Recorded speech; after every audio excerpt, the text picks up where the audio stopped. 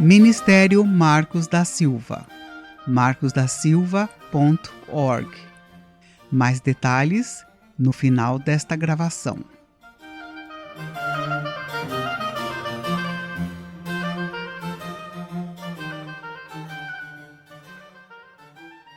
Série A Graça, a Obediência e a Salvação.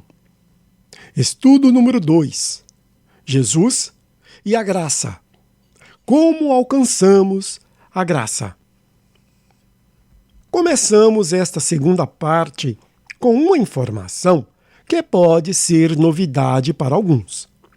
Jesus nunca usou a palavra graça com a definição de favor e merecido. As únicas 4 vezes que o Senhor usou especificamente a palavra grega traduzida como graça, grego charis, da raiz hiero, estar contente, foram significando o oposto do que é popularmente defendido dos púlpitos. Verso: se amardes, grego agapao, os que vos amam, que mérito, grego charis, há nisso? Até os pecadores, grego amartolos, amam os que os amam. E se fizerdes bem ao que vos fazem bem, que mérito, grego charis, há nisso? Também os pecadores fazem o mesmo. E se emprestardes àqueles de quem esperais receber, que mérito, grego charis, há nisso? Também os pecadores emprestam aos pecadores para receberem outro tanto. Lucas 6, 32 a 34. Podemos ver claramente que o que Jesus nos disse em todas estas passagens foi o contrário daquilo que tantos líderes ensinam ser o significado da palavra graça. No caso do verso acima, por exemplo, Jesus foi bem claro que existe mérito perante Deus quando cumprimos o seu mandamento de amar os nossos inimigos. Mateus 5,44, Lucas 6, 27 e 28.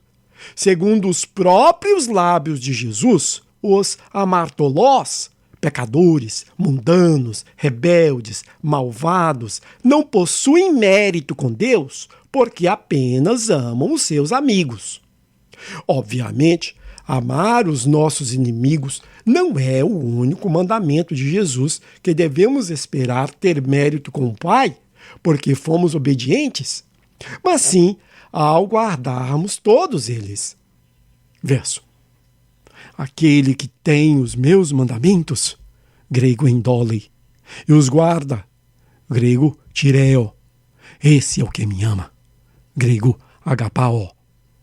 E aquele que me ama será amado de meu Pai, grego patir. E eu o amarei, e me manifestarei, grego enfanizo, a ele. De novo, aquele que tem os meus mandamentos e os guarda, esse é o que me ama. E aquele que me ama será amado de meu Pai, e eu o amarei, e me manifestarei a ele. João 14, 21. Esta verdade revelada pelo próprio Jesus nos evangelhos não quer dizer que a salvação não seja pela graça, mas quer dizer sim que existe um entendimento sobre a graça de Deus que definitivamente não procede do Espírito Santo e que, portanto, será a causa de muitas surpresas desagradáveis no juízo final. Verso: muitos me dirão naquele dia, Senhor, grego Kyrios, Senhor, não profetizamos, grego profetevo, nós em teu nome, grego onoma, e em teu nome não expulsamos demônios, grego demônion, e em teu nome não fizemos muitos milagres. Então lhes direi claramente, grego homologeo, nunca vos conheci, grego gnosco, apartai-vos, grego aporreo, de mim, vós que praticais a desobediência à lei. Grego, ergazomene tinanomian. De novo, muitos me dirão, naquele dia, Senhor, Senhor, não profetizamos nós em teu nome? E em teu nome não expulsamos demônios? E em teu nome não fizemos muitos milagres? Então, lhes direi claramente, nunca vos conheci. Apartai-vos de mim, vós que praticais a desobediência à lei. Mateus 7, 22 e 23. Ver também 1 João 2, 19.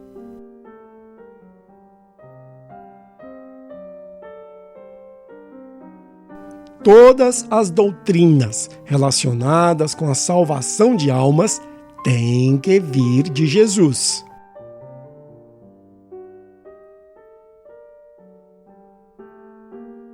Lembremos que a graça e qualquer outra doutrina relacionada com a salvação de almas, doutrinas primárias, deverá ter o respaldo das palavras que saíram dos lábios de Jesus para que proceda de Deus.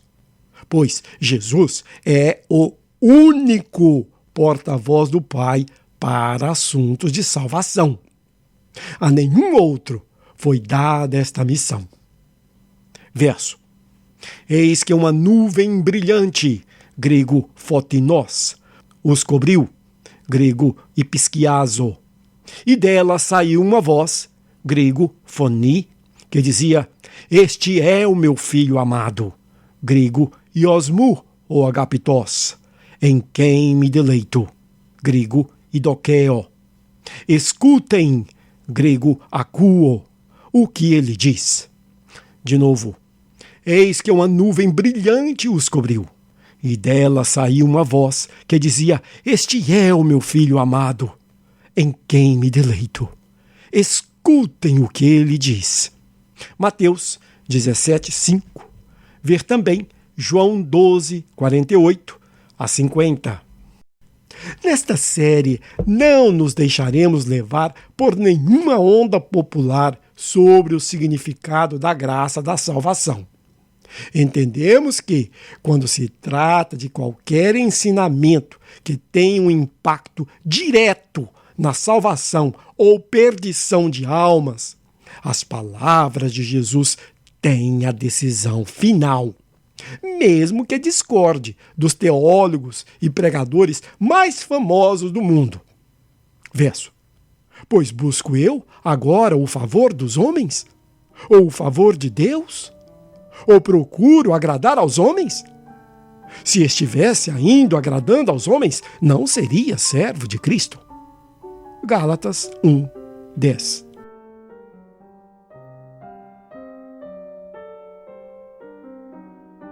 O judaísmo e a salvação.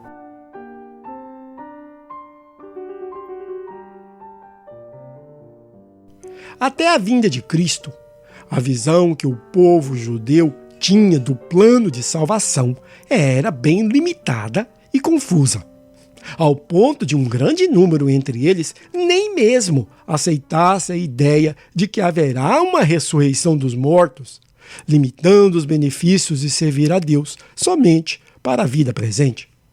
Marcos 12, 18. Foi por isso que esperavam que a principal função do Messias fosse a restauração de Israel no cenário geopolítico. Esperavam que, quando chegasse, ele faria para eles o que o rei Davi fez para o Israel do passado. João 6,15.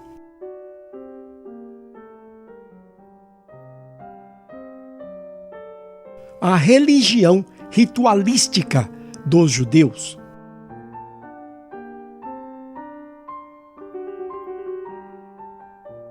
A partir do cativeiro babilônico e com a morte dos últimos profetas do Senhor, os líderes de Israel desenvolveram uma religião corrupta, cheia de hipocrisia e estrita adesão a rituais, o qual muitos deles consistiam de cerimônias não vindas de Deus, mas sim de criação própria, conhecidas como a tradição dos anciãos. Mateus 15, 2 e 3.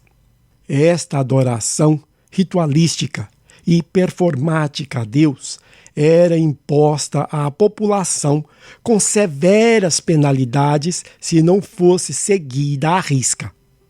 Este era o panorama existente quando Jesus foi enviado pelo Pai para nos trazer o verdadeiro evangelho da salvação, primeiro para os judeus e depois para os gentios.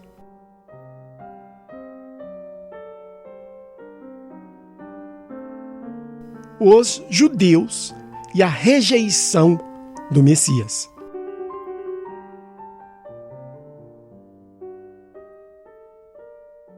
Os judeus, no entanto, não viam que todo o simbolismo existente na lei mosaica, todos os rituais, todo o sistema cerimonial estava se cumprindo com a chegada daquele simples jovem pregador de Nazaré. Para os líderes, para o povo e até mesmo para os primeiros seguidores de Cristo, a ideia de que a salvação através da obediência à lei estava sendo substituída pela obediência às palavras de alguém que parecia ser apenas um homem comum era algo muito difícil de aceitar. Verso: Nazaré?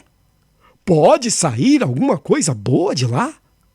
João 1, 46. E de fato, ninguém aceitaria, se não fosse pelos sinais miraculosos que ele executava com uma facilidade que só mesmo alguém com autoridade divina poderia fazê-lo. Verso: Ninguém pode fazer estes sinais que tu fazes, se Deus não for com ele. João 3, 2.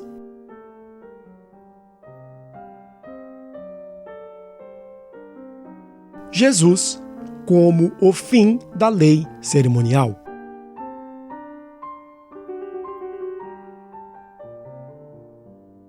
A lei cerimonial, como o próprio nome sugere, constituía de cerimônias que apontavam para a chegada do Messias, quando então toda a lei, com seus rituais e símbolos, se cumpriria e deixaria de ter o seu valor aplicativo. Verso: Mas antes que viesse a fé, estávamos guardados debaixo da lei, encerrados para aquela fé que se havia de revelar.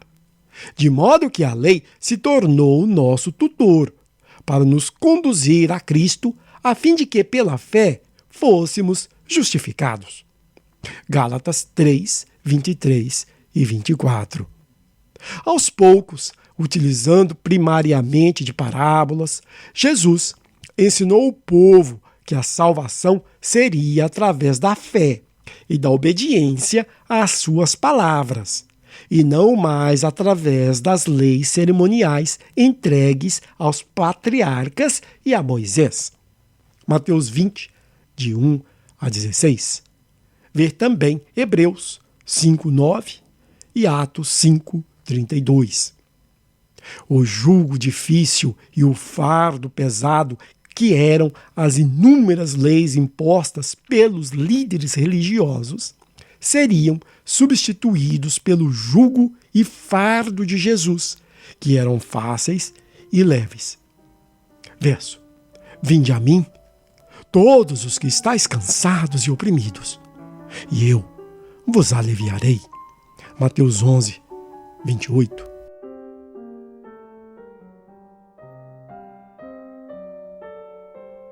Jesus introduz a graça da salvação decorrente da fé e da obediência.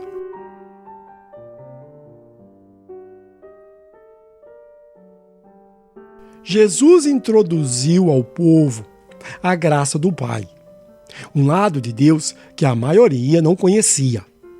A mensagem enviada através do Filho consistia não de constante temor, acusação e condenação, como ouviam dos líderes que pregavam um falso entendimento da santa lei de Deus, mas sim de misericórdia, perdão e amor. Verso: porque Deus enviou o seu Filho ao mundo não para que condenasse o mundo, mas para que o mundo fosse salvo por ele. João 3,17. Esta é a graça de Deus, a maravilhosa manifestação de amor, perdão e favor divino demonstrada a todos que depositam a sua fé e esperança no seu Filho. Romanos 1,5, Efésios 1,6, João 3,16. Quem crê e ama o Filho obedecerá aos seus mandamentos e se salvará pela graça. Quem não obedece ao Filho é porque não o ama. Este rejeitou a graça, e a ira de Deus permanece sobre ele. Verso: quem crê, grego pstevo, no Filho tem a vida eterna, grego zoin eônio.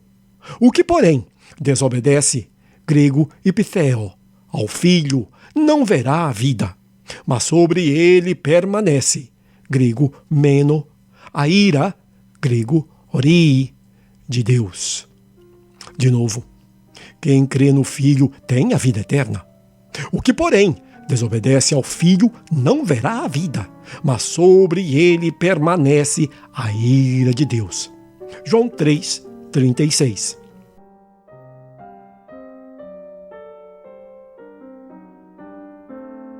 Os mandamentos de Jesus para a graça da salvação.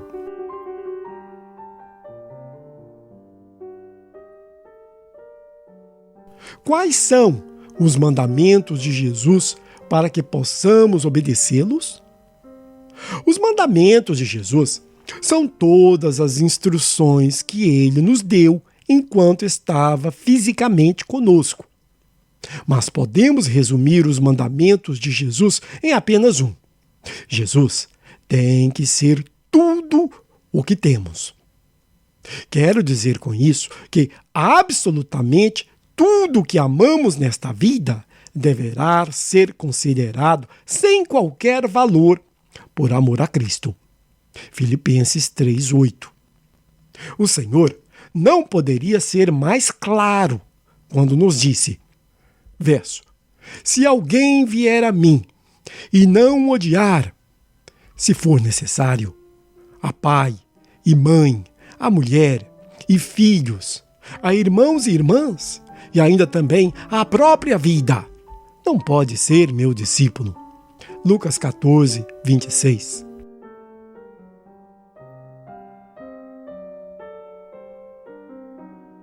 O que realmente precisamos fazer para alcançar a graça da salvação?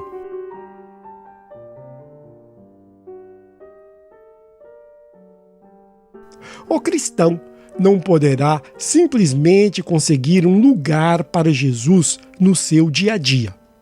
Jesus não pode ser apenas uma das muitas coisas que ocupam a nossa mente, como tantos imaginam. Temos que intencionalmente perder a vida atual se queremos alcançar a graça da salvação. Verso: se alguém quer vir após mim, negue-se a si mesmo. Tome sua cruz, grego stavros, e siga-me. Pois quem quiser salvar, grego sozo, a sua vida, grego psirri, perdê-la-á, grego apoline. Mas quem perder a sua vida por minha causa, achá-la-á, grego evrisco. De novo, se alguém quer vir após mim, negue-se a si mesmo, tome a sua cruz e siga-me. Pois quem quiser salvar a sua vida, perdê-la-á. Mas quem perder a sua vida por minha causa, achá-la-á. Mateus 16, 24 e 25. Ver também Lucas 9, 24. Estas palavras de Jesus definem com precisão o verdadeiro significado da salvação pela graça. Esta não é uma definição que nos foi dada por algum profeta do Velho Testamento e nem por algum escritor do Novo. Não veio de Moisés, ou de Davi, ou de Pedro, ou de Paulo. Também não chegou até a nós através de algum patriarca da igreja, um papa, ou um personagem da Reforma, e muito menos de algum pregador famoso da atualidade. Não. Estas são palavras que saiu dos preciosos lábios daquele que tem a única autoridade dada por Deus para nos ensinar sobre a salvação, o seu Filho amado. Verso. Ouçam o que ele diz. Grego, akueti aftu. Mateus 17, 5.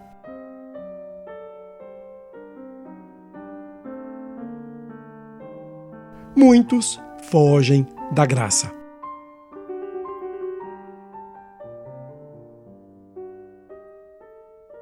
A graça da salvação está disponível a todos, mas poucos são alcançados por ela. Não são alcançados porque fogem dela, e fogem dela porque não querem perder a vida neste mundo. No coração, todos sabem que se deixarem levar pela graça de Deus, eles terão que abandonar as antigas paixões. E muito embora sabem que tudo aquilo que possuem não lhes fazem felizes, ainda assim se apegam desesperadamente a estas coisas. Como foi o caso do jovem rico, que claramente recusou a graça que lhe foi oferecida. Verso. E Jesus, olhando para ele, o amou. E lhe disse, uma coisa te falta. Vai, vende tudo quanto tens e dá-o aos pobres, e terás um tesouro no céu. Depois vem e me segue. Marcos 10, 21. Ver também Mateus 19, 21 e 22. Ao ouvir de Jesus que ele teria que desistir do seu tesouro atual para que assim pudesse possuir um tesouro no céu, ele se retirou triste. Pensem bem, esse rapaz procurou o céu na fonte certa. De fato, a única pessoa no universo que poderia lhe dar o que queria. João 14, 6. Mas mesmo assim, não recebeu o que procurava. Por que não? Porque recusou a sacrificar algo que amava, considerando demasiado alto o preço requerido. Ele quis a salvação, ele encontrou o caminho, mas não estava disposto a sofrer a perda do seu tesouro neste mundo presente. João 3, 36.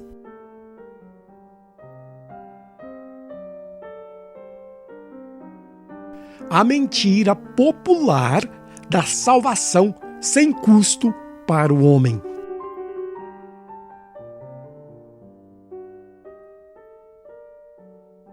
Continuando no exemplo que temos do jovem rico, a graça da salvação lhe foi oferecida, mas lhe custaria abandonar aquilo que tanto amava. Se a graça fosse de fato imerecida, como frequentemente se ouve, Jesus não apresentaria nenhum requerimento ao jovem para herdar a salvação. Pois se existe requerimento, é porque só receberemos a salvação através do cumprimento do requerimento, o que deixa de ser imerecido. Se a salvação fosse de fato imerecida, como tantos líderes erroneamente ensinam, ao perguntar a Jesus, Mestre, que farei eu de bom para herdar a vida eterna? Mateus 19, 16. Jesus simplesmente responderia, nada. Você não pode fazer nada para herdar a vida eterna? Simplesmente creia em mim e você se salvará. Aliás, se você tentar fazer qualquer coisa para merecer a salvação, qualquer boa obra, você de fato não se salvará, pois estará confiando em si mesmo e não em mim. Você estará tentando ganhar a salvação, e isto é inaceitável. Obviamente, sabemos que esta resposta de Cristo nunca ocorreu. O que de fato ocorreu é que Jesus lhe informou qual é o custo do discipulado. Um custo altíssimo, que é perder todo o interesse pelo mundo presente para que assim fosse salvo. Mas o jovem achou este custo alto demais e foi embora triste. Não houve nada de favor imerecido ou de salvação sem qualquer custo para o homem neste diálogo entre ele e Jesus. Não pensem que conosco é diferente. Verso. Assim, pois, todo aquele dentre vós que não renuncia, grego apotasso, a tudo, grego paz, quanto possui, grego hiparro, não tem como ser meu discípulo, grego mathites. Lucas 14, 33.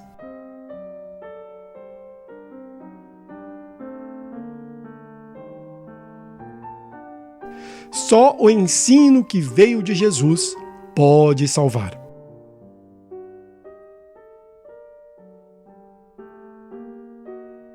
Não adianta nos apegarmos a nenhum outro ensino senão a este ensino de Jesus, pois apenas ele possui as palavras da vida eterna. João 6, 68. A menos que estejamos dispostos a perder aquilo que amamos nesta vida, não obteremos aquilo que almejamos na eternidade. Foi isso que Paulo nos ensinou quando deu seu testemunho. Verso. E vivo, não mais eu, mas Cristo vive em mim. Gálatas 2:20. No final, apenas aqueles que se esvaziaram do eu e se tornaram uma morada viva para Jesus entrarão na sua glória. Estes são os escolhidos do Senhor. Estes alcançaram a graça da salvação. Verso. Naquele dia, conhecereis que estou em meu Pai, e vós em mim, e eu em vós. João 14, 20. Espero te ver no céu.